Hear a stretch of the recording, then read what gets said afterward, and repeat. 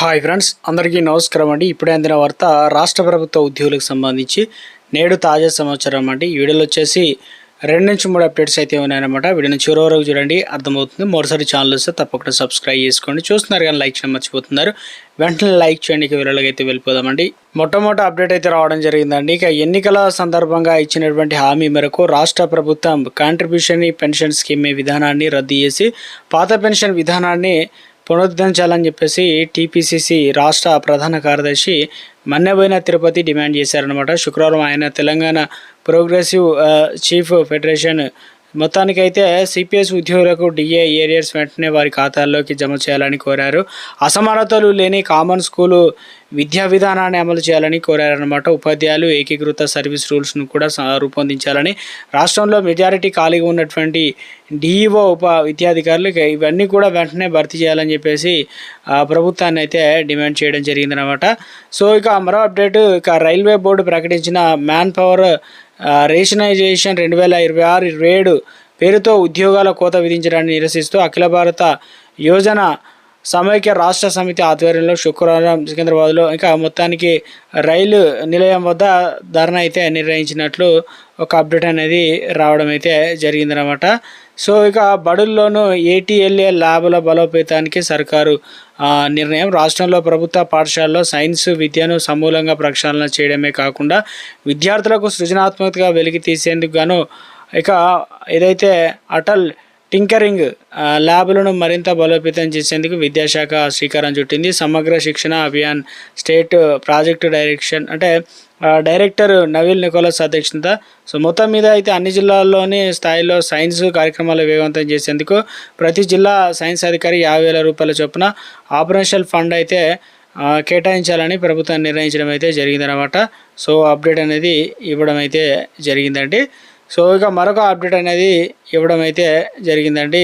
ఆ వివరాలు చూద్దామండి. ముఖ్యంగా అంటే ఎస్సీ గురుకుల సొసైటీలో అటెండర్ నుంచి జాయింట్ సెక్రటరీ వరకు కూడా పదోన్నతులు ముగించిన తర్వాతనే బదిలీ కౌన్సిలింగ్లు చేపట్టాలని తెలంగాణ ప్రభుత్వం గురుకుల విద్యాలయ ఉద్యోగుల సంక్షేమ సంఘం డిమాండ్ చేసింది. జీవో నెంబరు 317 బాధితులు జీవో 190 కింద సొంత జోన్లు మల్టీ జోన్లు జిల్లాలకు 3 ఏళ్ల వరకు కూడా బదిలీ లేదా డిప్యుటేషన్ ఇవ్వాలని చెప్పేసి కోరడం జరిగిందనమాట. ఈ వరకు ఎస్సీ సంక్షేమ శాఖ మంత్రి అడ్లూరి లక్ష్మణ్కు ఆ సంఘ ఆధ్వర్యంలో కూకర్ల యాదవ్ వినతిపత్రం అయితే అందజేసినట్లు ఒక అప్డేట్ అనేది ఇవ్వడం అయితే జరిగిందండి. ఉద్యోగుల నుంచి లంచం తీసుకున్న ఘటనలో వనపర్తి తపాలా శాఖ ఇన్స్పెక్టర్ గోపినాథన్ సిబిఐ అధికారులు అరెస్ట్ చేశారు. వారి కథనం ప్రకారం తపాలా సిబ్బంది అదనపు విధులకు సంబంధించి 3 ఏళ్లుగా నిధులు మంజూరయ్యాయి. వాటిని ఇచ్చేందుకు గాను ఆ శాఖ ఇన్స్పెక్టర్ ₹1,30,000 లంచం అంటే డిమాండ్ చేశారు. ఈ మేరకు కొంత ఇచ్చారు. వనపర్తి జిల్లా పానగల్ మండలం చింతకుంట చెందిన పోస్ట్ మ్యాన్ నరేష్ సిబిఐని ఆశ్రయించారన్నమాట. ఈ పథకం ప్రకారం బాధితులు గురువారం సాయంత్రం వనపర్తి తపాలా శాఖ కార్యాలయానికి చేరుకొని ఇన్స్పెక్టర్ డబ్బులు ఇచ్చారన్నమాట. అనంతరం అక్కడ సీసీ కెమెరాలు పరిశీలించి ఇన్స్పెక్టర్ అనుమానం వచ్చిన ట్రెజరీ జితేందర్ కుమార్కు ఆ డబ్బులు ఇచ్చి ఆటోలో పారిపోయారనమాట. సో అప్డేట్ అనేది ఇవ్వడం అయితే జరిగిందనమాట. సో మరొక అప్డేట్ అనేది రావడం జరిగిందండి. ముఖ్యంగా ప్రభుత్వ ఉద్యోగులు సాధారణ బదిలీల ప్రక్రియలో దివ్యాంగులకు సంక్షేమ చట్టం 2016 నిబంధనలు తప్పనిసరి పాటించాలని ఆదేశిస్తూ అన్ని ప్రభుత్వ పాఠశాలకు ఆర్థిక శాఖ సవరణ అయితే జారీ చేసింది. సాధారణ బదిలీలపై ఉన్న నిషేధాన్ని ఈ నెల ఏదైతే 20 వరకు కూడా తొలగిస్తూ ముఖ్యంగా 21న ఆర్థిక శాఖ ఉత్తర్వులు జారీ చేసిన సంగతి తెలిసిందే. ఉత్తర్వులకు సవరణ మెమోను శుక్రవారం అన్ని శాఖలకు జారీ చేయడం అయితే జరిగిందనమాట. సాధారణ బదిలీలో 70% పైగా వైకల్యం దివ్యాంగులకు మినహాయింపు అన్నమాట. ఆర్థిక శాఖ నుంచి ఒక అప్డేట్ అనేది ఇవ్వడం అయితే జరిగిందనమాట. సో ఇక ఢిల్లీలో రోజువారీ పాఠశాల సంబంధించి ఆర్టిఫిషియల్ ఇంటెలిజెన్స్ వినియోగంపై ఉపాధ్యాయులకు శిక్షణ ఇచ్చేందుకు గాను కేంద్ర ప్రభుత్వం ఒక ప్రత్యేక కార్యక్రమాన్ని ప్రారంభించింది. 2027 నాటికి 10 లక్షల మందికి ఉపాధ్యాయులకు ఆర్టిఫిషియల్ ఇంటెలిజెన్స్ ఇవ్వడమే లక్ష్యంగా పెట్టుకోవడం జరిగిందనమాట. సో ఇది ఒక అప్డేట్ అనేది మనకు ఇచ్చే ప్రయత్నం అయితే చేయడం అయితే జరిగిందనమాట.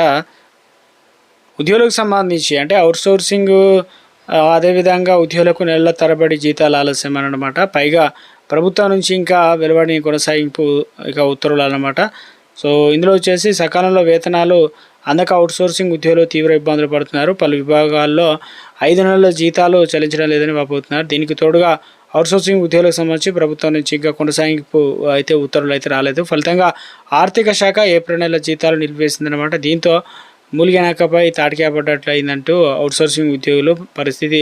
ఒక నీటిపారుదల శాఖలో దాదాపు 500 మంది అవుట్సోర్సింగ్ పద్ధతి వర్క్ ఇన్స్పెక్టర్ల నుంచి కంప్యూటర్ ఆపరేటర్ల వరకు వివిధ స్థాయిలో పనిచేస్తున్నారు. వీరికి 5 నెలల జీతాలు చెల్లించలేదన్నమాట. సో అప్డేట్ అనేది ఇవ్వడం జరిగిందండి మనకు.